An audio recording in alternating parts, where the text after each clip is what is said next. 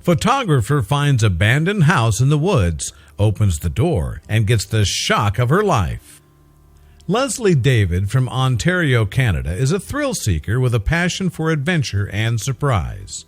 Along with her other passion in life, photography, Leslie likes to go hunting for abandoned houses in her hometown to explore and take brilliant pictures. One day, on one of her search missions, she found an empty house with a broken roof and an entrance almost entirely covered with weeds. When she entered the house, she found something that would change her life forever. This is Leslie David. On her Instagram and website, she shares pictures of her adventures and abandoned houses she visits. Her latest discovery has now touched tens of thousands of hearts worldwide. She found yet another old run-down house that appeared abandoned. She entered as she always does, but inside the house she discovered something shocking. An older man named Lawrence was actually living in the run-down and abandoned house. On her Instagram page and website, she explained that Lawrence had been living in the house on his own for a while.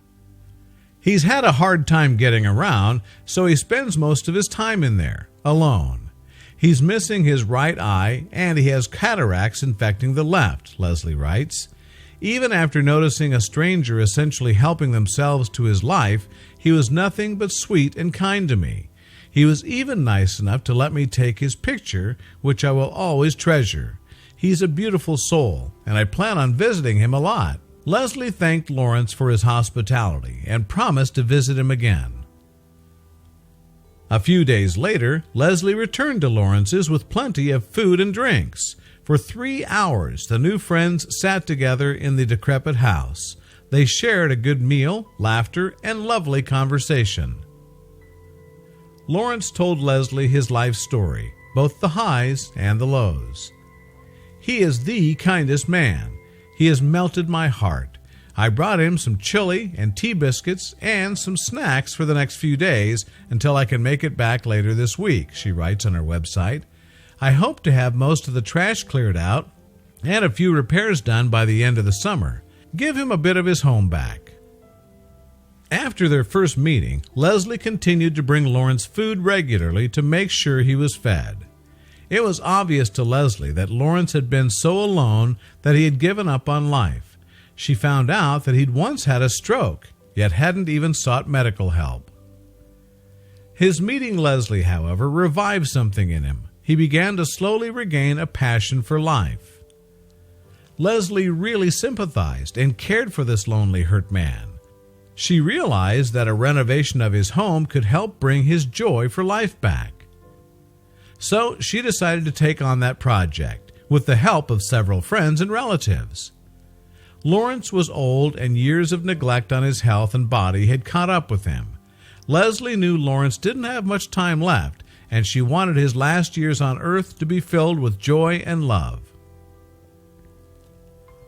He's informed me of his funeral arrangements and has asked me to be there.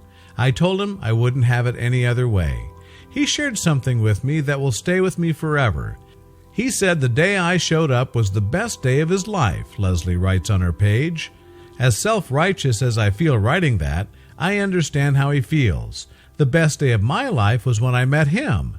He gave me the chance to really do something for someone, an act of kindness with no expectation of reward. It's a rare opportunity, and I'm glad I was able to accept the challenge. When renovations were finally done, Leslie and Lawrence continued to meet and talk. The two had conversations about each other's lives and life in general. Lawrence would speak about, among other things, how he had lost contact with his brother, the family member he was closest to. Months went by, and Lawrence's health worsened. Leslie helped him find a retirement home so that he could be looked after. Leslie still visits him. She brings him his favorite dishes and sometimes brings her dog along too.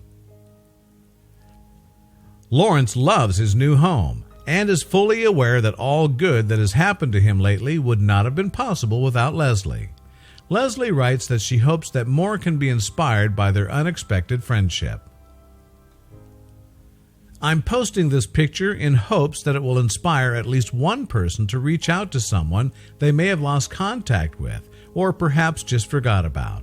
She wrote on the website, along with pictures of Lawrence, "These old souls are still full of life, and I feel blessed to have met this one." Just as Leslie writes, I really hope that this wonderful story can inspire all of us. Please share if you were also moved by Leslie and Lawrence's unexpected friendship.